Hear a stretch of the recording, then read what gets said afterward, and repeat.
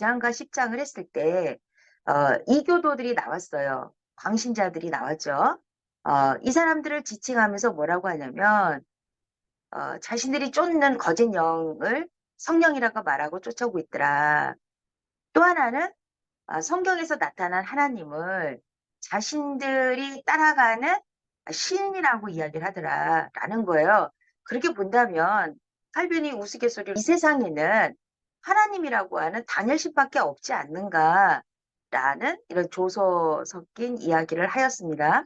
자, 이렇게 볼 때 성령은 보이지 않죠.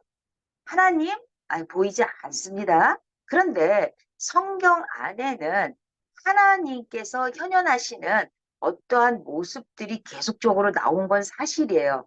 이제 그러한 것들로 인하여 저희들이 형상화를 만들어 놓고 하나님이라고 부르는 오류에 빠질 경우가 있다라는 거죠. 제가 생각하기에 요한계시록에 나오는 여러 상징들이 있잖아요. 그 상징들이 정말로 실제로 보여지는 어떠한 것이냐라고 할 때 알 수가 없습니다. 제가 말하는 이 실제라고 하는 것은 정말로 있는 거예요. 정말로 우리가 만질 수 있는 어떠한 것이어야만 되는 거예요. 그것을 존재로 보는 거거든요. 그런데 요한계시록을 많은 분들이 이제 풀어내시죠. 그러면서 거기에 나와 있는 여러 가지의 하나님의 임재를 나타내는 형상들이 있어요. 이제 그것을 곧이곧대로 문자적으로 해석을 한다라는 거죠. 아주 위험하다는 거예요. 첫 번째, 성경은 하나님을 형상과 결부시키는 행위를 금지함 이렇게 되어 있어요. 자, 눈에 보이는 신의 형상을 탐하여 나무나 돌, 금이나 은 등 죽어있는 물질 혹은 썩어질 물질로 신들을 만들어내는 어리석음. 이러한 것들은 인간이 가지고 있는 본능이겠죠. 칼빈은 이 얘기를 하고 있는 거예요. 하나님의 형상을 만들어서 안 되고 만들려고 하지도 말아야 된다라는 거죠. 이 형상을 만든다는 그 자체는 만물에 있는 것을 가지고 만들겠죠. 왜 그래요? 그것을 존재라고 봤기 때문에 그렇겠죠. 이제 그래서 그것을 형상화시켜서 신이라고 부르는 겁니다. 근데 그 신을 뭐라고 부른다고 했죠? 하나님이라고 부른다는 거예요. 네, 출애굽기 20장 4절에 어떤 형상도 만들지 말라고 하는 말씀을 이미 하셨어요. 이거는 지켜야 될 거죠. 근데 이것을 지키지 않는다라는 거예요. 그러면서 앞서서 말한 것처럼 인간은 이미 종교의 씨앗이 있다라고 했어요. 가지고 태어난다고 했어요. 그러니 하나님을 믿는 것 외에도 어떠한 신을 쫓아가고자 하는 그런 본능적인 지식을 가지고 관념들을 가지고 태어난다라고 본 거죠. 이제 그랬을 때 이제 페르시아 사람들은 태양을 숭배했다. 그리고 이교도들은 별들을 신을 삼아 형상화했다. 애굽 사람들은 형상으로 만든 어떠한 동물도 없더라라는 거예요. 이러한 것에 대해서 예외 없이 배격을 하고 있다라는 것, 지금 칼빈이 이야기를 하고 있죠. 자, 2번은 하나님을 형상과 결부시키는 것은 그의 위엄을 욕되게 함이라는 거야. 그러니까 하나님을 어떠한 형상에다가 결부를 시키는 거예요. 그러니까 사람이 만들어 놓은, 깎아 놓은 죽어 있는 하나님이 만들어 놓은 그 피조물에다가 하나님이라고 부른다는 거죠. 그러니 하나님의 위엄이 욕되게 되는 거죠. 하나님은 신이라고 우리가 불러서 신이 되시는 거지. 하나님 외에는 어떠한 것도 섬길 만한 대상이 우리에게 있지를 않는 거예요. 섬김의 대상이 하나님이신 거예요. 그러나 우리의 언어의 한계로 인하여 신이라고 지칭한 것 뿐입니다. 이해하시겠죠? 자, 이러했을 때 어느 것 갖고도 비교될 수도 없고, 뭐 존재 자체에 대해서 어떻게 할 수도 없는 것, 하나님만 가지고 있는 그런 위험들을 도리어 형상화를 만든 것에 의해서 하나님의 그 위험이 욕되게 되더라. 이렇게 이야기를 하는 거예요.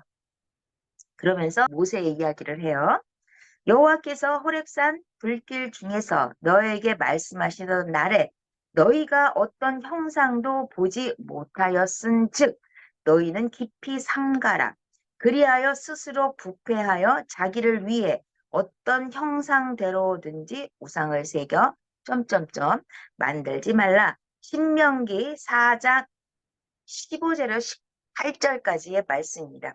자, 이 말씀의 의미는 하나님께서는 모든 형상들을 배격하여 또 말씀하시면서 하나님을 눈에 보이는 형상을 통해서 찾고자 하는 것이 하나님을 배반하는 것이라고 이야기를 했어요. 이 배반은 뭐라고 그랬죠? 배교예요. 굉장히 무서운 거예요. 그러니까 우리가 어떠한 형상을 만들어 놓고 하나님이라고 말하면서 그것을 섬기는 그 자체가 배교다. 이렇게 이야기를 하고 있는 것입니다. 그러면서 그의 위험을 욕되게 하는 것은 형상 지진자들이 있었다라는 거예요. 형상 지지론자들은 유대인들에게 형상이 금지된 것은 그들의 미신에 빠질 성향이 있었기 때문이라고 주장을 합니다. 그러나 칼빈은 이렇게 얘기를 해요. 바울의 이야기를 가지고 옵니다. 바울은 유대인을 상대로 하지 않고 아덴 사람들을 상대로 하나님을 형상과 결부시키는 오류를 반박하고 있다. 이것은 사도행전 17장 29절의 말씀입니다. 이 지금 11장은 약 16번까지 있어요. 굉장히 방대합니다. 근데 계속적으로 나오는 것은 이제 형상을 만들지 말라는 겁니다. 근데 이 형상을 만들지 말라고 하는 것은 이 자연에서 있는 어떠한 형상들에 의해서 무언가를 만들지 말라고 하는 거고요. 어, 또 하나로 나누면 성경에서 나타난 하나님의 임재의 표징들이 있어요. 예, 그랬을 때 그것을 가지고 우리가 또한 형상을 만든다는 거예요. 그러니까 성경 안에서도 우상을 만드는 것을 금하고 있다. 그 얘기를 두 개의 분류해서 이야기를 한다는 거죠. 그러니까 16장까지 있지만 이제 자연에 나타나는 우상을 배격하는 것, 또 성경에서 나타나는 하나님이라고 부르는 어떠한 것들을 배격하는 것, 그리고 이것에 대해서 지지하는 자가 있었는데 바로 교황들이다, 카톨릭이다, 이제 그 얘기를 하는 거예요. 자, 그러면서 3번을 보겠습니다. 하나님의 임재의 표징들도 형상의 구실이 되지 못함. 이렇게 되어 있어요. 방금 말씀드린 것처럼 물론 하나님을 대면하였다고 말할 정도로 출애굽기 3장 11절에 나옵니다. 하나님께서는 때때로 구체적인 표징을 통해서 그의 신적 위엄이 임재하심을 보여주신 것은 사실이다. 맞죠? 자, 구름과 연기와 화염, 그렇죠? 신명기 4장 11절에 그러한 상징들이 있어요. 또한 모세에게는 다른 사람보다 더 친밀하게 자신을 드러내셨죠. 출애굽기 33장 11절입니다. 그러나 이렇게 되어 있어요. 모세는 하나님의 얼굴을 보기를 기도하였으나 응답을 받지 못했고 그 대신 그 광채가 너무나도 밝아 사람이 도저히 그것을 견뎌낼 수 없다는 대답을 들었을 뿐이다. 예, 출애굽기 33장 20절 말씀이에요. 그러니 성경 안에서 하나님의 어떠한 표징들이 있죠. 위험에 대한 표징들이 있는데 그 성경에 나오는 인물들이 주된 인물들이 하나님을 만나는 어떠한 것들이 있단 말이죠. 이제 그것들에 대해서 과연 진짜로 본 것이냐라고 했을 때 칼빈이 말하기는 아니다라는 거죠. 저도 사실 그렇게 생각을 해요. 하나님의 형상을 우리가 봤다. 예수님의 무엇을 봤다라고 하는 것은 자기가 만들어 놓은 형상이에요. 인간은 자기가 본 것 이상의 상상을 할 수가 없어요.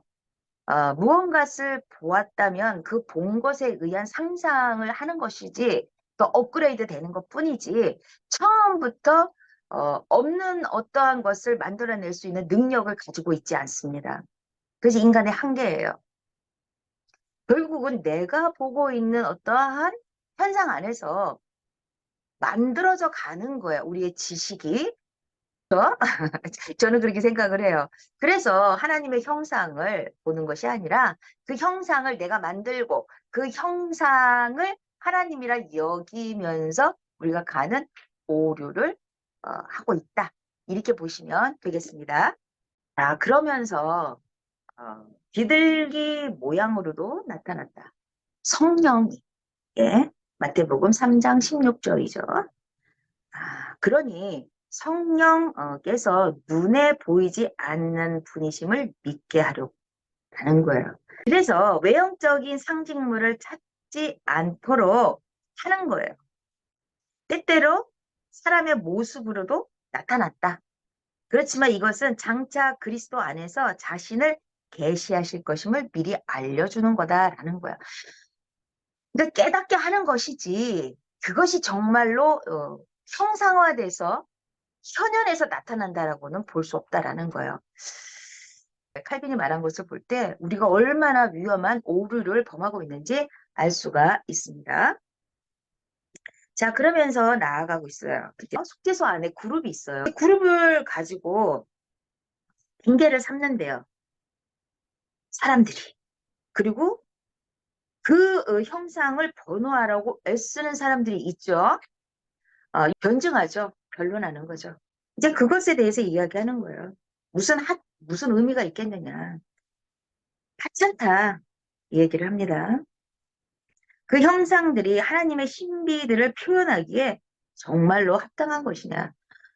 정말로 하나님이 어떠한 존재하고도 비교될 수 없는 분이 그룹하고 이렇게 비교해서 되겠어요? 안 되는 거죠. 그러니까 그 자체를 하지 말라는 거예요. 많은 분들이 어, 성경을 가르칠 때에 자기 의미대로 가르치는 경우가 아주 많아요. 교단마다 자기가 따르고 있는 그 교단의 교리조차도 몰라요. 그 교리에 따라서 만약에 한다면 아마 성경 해석을 하는데 두려움 가운데 놀라는 가슴으로 겸손한 마음으로 충분하게 묵상을 한 뒤에 할 것 같아요. 그런데 대한예수교 장로회를 따라가는 군소교단들이 굉장히 많습니다. 그들은 분명히 대한예수교 장로회 칼빈주의예요. 그럼에도 칼빈주의를 따라가지 않습니다. 그런데 그분들이 성경을 가르치는 경우가 아주 많다는 거예요. 그래서 여러분들이 유튜브 볼 때 더보기를 들어가서 이분이 어디에 속해져 있는지에 대한 소속된 교단과 교회를 살펴보아야 될 것입니다.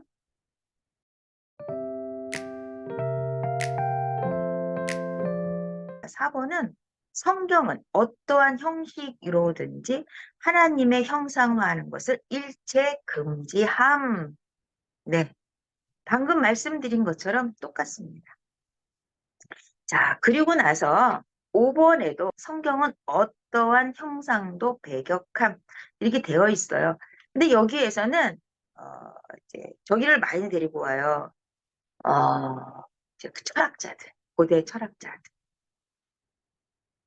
그럴 수밖에 없었던 것은 고대 그리스 철학자들이 가지고 있었던 신에 대한 개념은 그리스 신화예요. 네, 그리스 신화에 나타난 신들을 형상화한 거죠. 아주 위험한 거예요. 6번에서는 형상에 대한 교부들의 가르침. 이 교부들은 예수님의 제자인 사도들의 제자인 속사도의 제자들을 이제 교부들로 보고 있어요. 어떻게 보면 역사가 좀 깊을 수도 있겠습니다. 어거스틴의 이야기를 합니다. 칼빈이. 어거스틴도 형상에게 예배하는 것은 물론 그것들을 하나님께 복원하는 것도 잘못이라고 단언하고 있다. 엘비라 공의회에서 이제 교령 제36항이 있는데 거기에 교회 내에 그림들이 있어서는 안 되며 높이 기리고 찬양하는 것을 벽에 묘사해서는 안 된다라고 진술하고 있다는 겁니다. 자, 그러면서 또 이런 얘기를 해요. 칼빈은 신들의 형상들을 최초로 도입한 사람들은 하나님에 대한 경외를 제거하고 오류를 첨가시킨 것이다. 그러니까 교회 내에 이제 형상이 만들어졌죠. 로마 카톨릭이 많은 형상들을 있죠. 교황 주의자들은 하나님의 자리에 이런 회개한 것들을 세워 놓는다는 것은 잘 알려진 사실이다. 이렇게 이야기를 합니다. 그러면서 도대체 누구를 위해서 이것을 세워 놓았으며 이걸로 인해서 누구를 가르치려고 하는 것인가 라는 거예요. 그것을 가지고 교훈하기에 합당한 것이냐 라는 거죠. 그러니까 말씀을 통해서 성경을 통해서 가르쳤어야 되는데 형상을 통해서 가르치려고 하는 것이 잘못되었다. 이 얘기를 하는 겁니다. 교회마다 세워져 있는 그 십자가에 대해서 칼빈이 이야기를 합니다. 바울의 이야기를 해요. 복음을 진정으로 전파할 때에 예수 그리스도께서 십자가에 못 박히신 것이 우리 눈앞에 밝히 보이게 된다는 것을 증거하고 있다. 갈라디아서 3장 1절의 말씀을 가져와요. 그런데 여기저기 십자가들이 있더라라는 거죠. 수천 개의 나무나 돌로 만든 십자가의 형상들이 있다라는 거야. 자, 그러면서 뭐라고 하냐면 탐욕스러운 자들은 하나님 말씀 자체보다 그러한 십자가가 금과 은과 막 보석을 박은 막 이런 것들로 만들어 놨는데 결국은 금과 은과 보석 이런 것에 마음을 빼앗길 것이다. 이렇게 얘기한 거예요.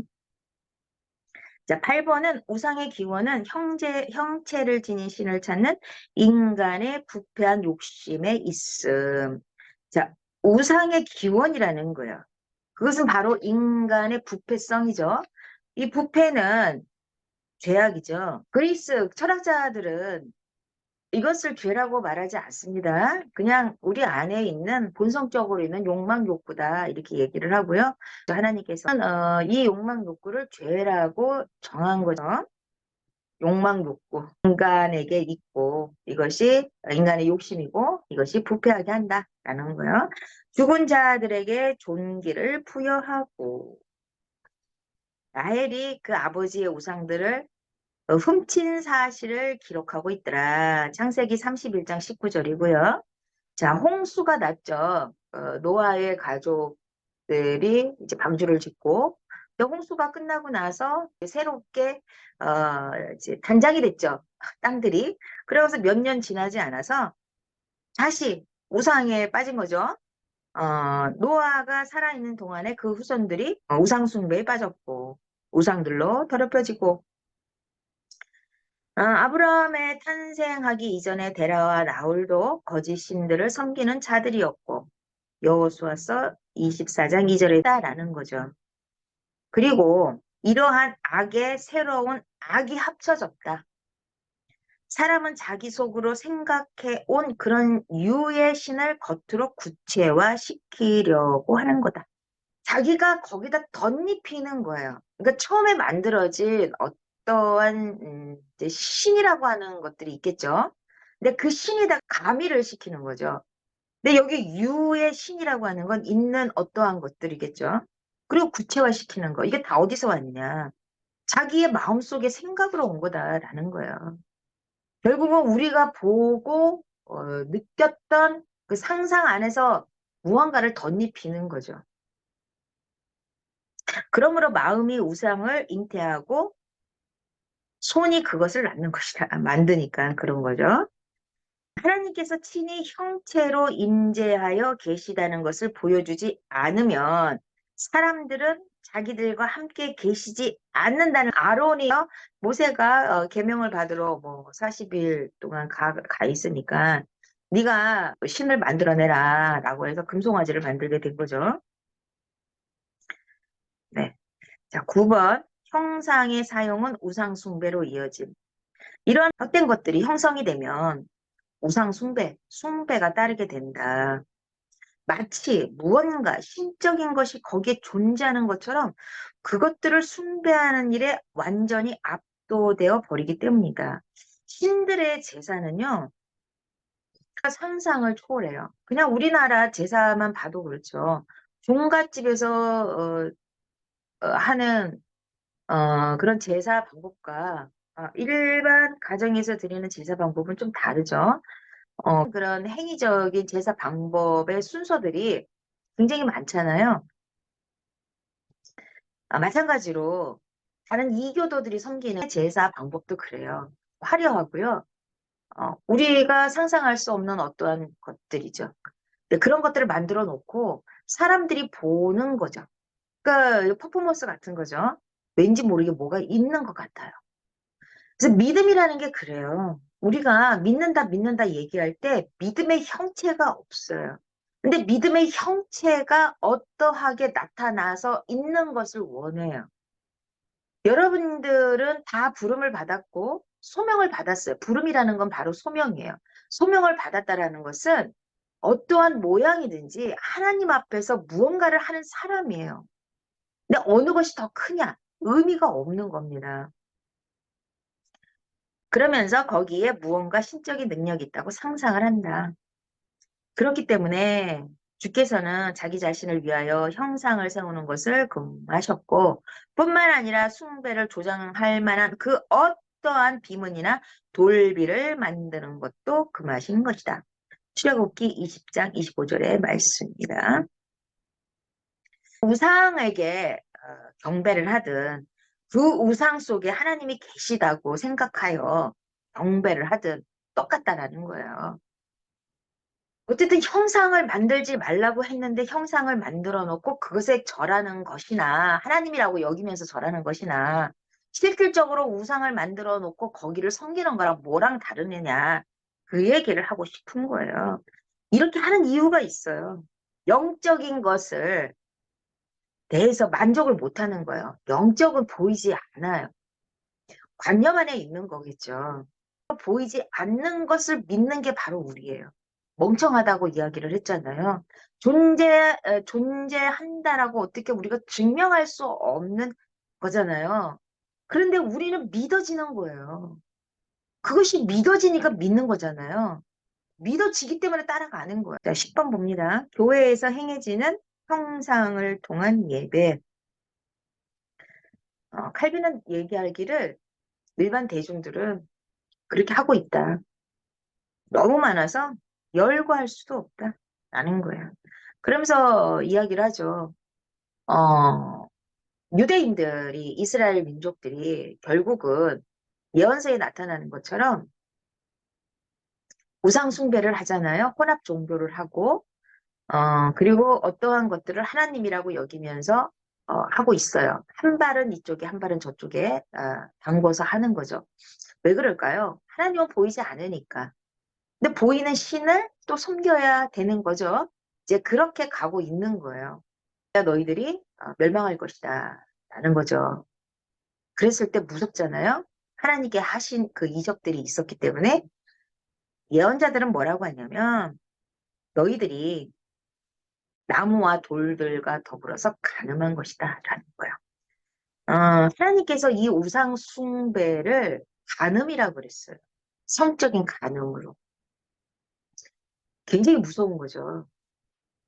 이것은 예레미야서 2장 27절, 에스겔서 6장 14절 이하, 그리고 이사야서 40장 19에서 20절, 또한 하박국 2장 18절에서 19절, 신명기 32장 37절에 이렇게 되어 있어요.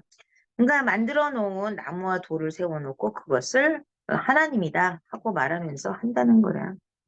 앞에 다 말씀을 드린 거예요. 근데 이것을 조금 더 자세히 칼빈이 풀어주고 있다. 이렇게 보시면 되겠습니다.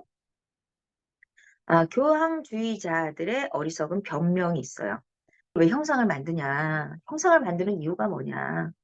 하지 말라고 했는데 왜 만들어 놓고 그것을 섬기는 것처럼 절을 하느냐 이렇게 묻는 거예요.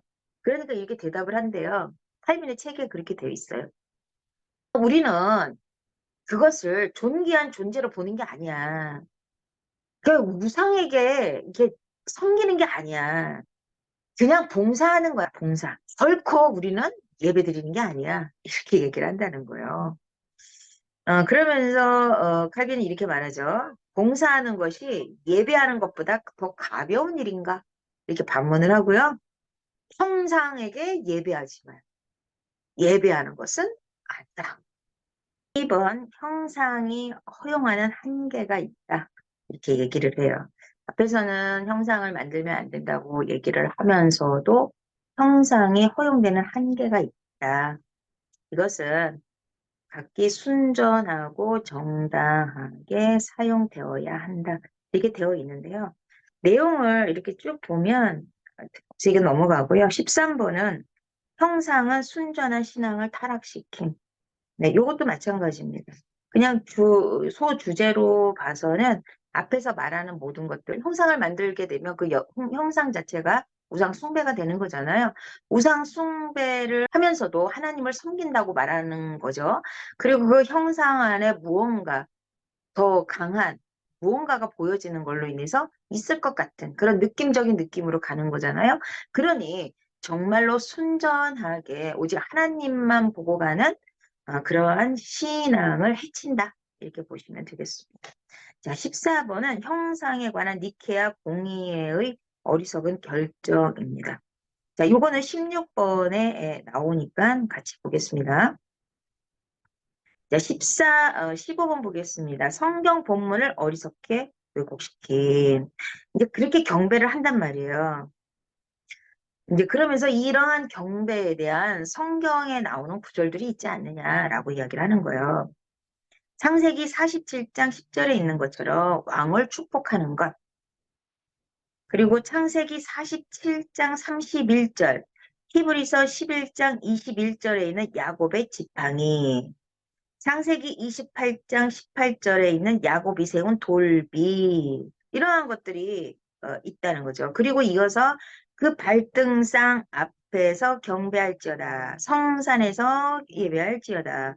내 얼굴 보기를 원하다. 이러한 것들 가지고 경배를 해야 된다. 자, 그러면서 니케아 공의회에 대해서 이야기를 하고 있습니다.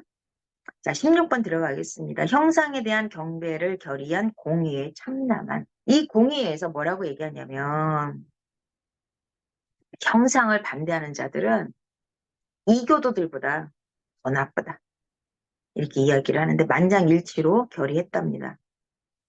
그리고 마지막 문장이 그리스도의 형상을 지니고 그것에 제물을 드리는 자들이여 기뻐하고 즐거워할지어다 라고 하는 그 문구를 넣었다고 합니다.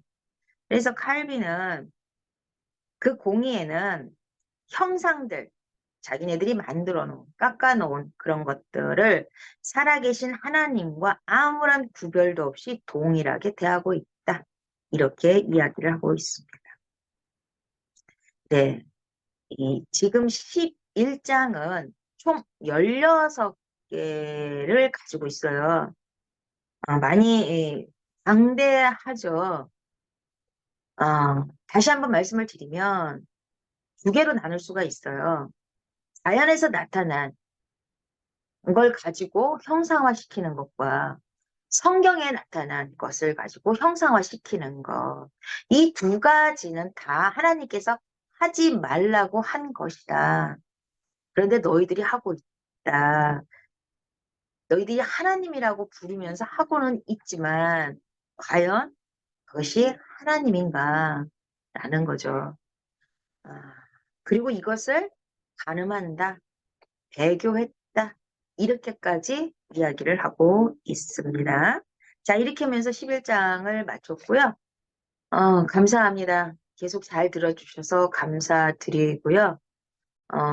건강하시고요. 평안하시고요. 모든 일이 잘 되시기를 바랍니다. 구독과 좋아요 눌러주시면 좋겠습니다. 안녕히 계세요.